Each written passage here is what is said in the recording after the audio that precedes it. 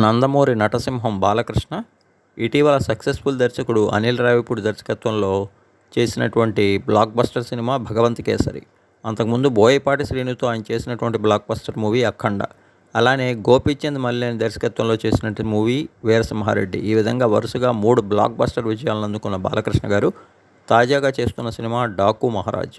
సితారా entertainments, శ్రీకర studios, అలానే fortune 4 cinema సంస్థలపై సాయి సౌజన్య, Nagavamsi grand లెవెల్లో నిర్మిస్తున్నటువంటి డాకు మహారాజ్ మూవీని యువ దర్శకుడు బాబీ తెరకెక్కిస్తుండగా ఎస్ తమన్ సంగీతం అందిస్తున్నారు.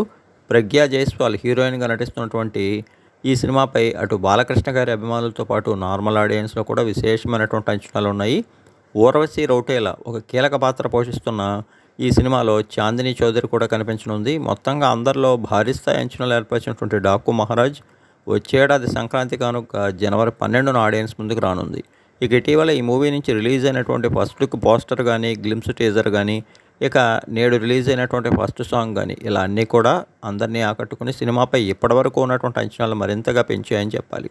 ఈ సినిమాలో డాకుగా పవర్ఫుల్ పాత్రలో బాలకృష్ణ కనిపించనున్నారు. మొత్తంగా అన్ని వర్గాల ఆడియన్స్ని అలరించేలా దర్శకుడు బాబీ తెరకెక్కిస్తున్న ఈ సినిమాతో బాలకృష్ణ కెరీర్ పరంగా సెకండ్ హ్యాట్రిక్కి శ్రీకారం చుట్టడం ఖాయమని అంటున్నాయి సినీ వర్గాలు.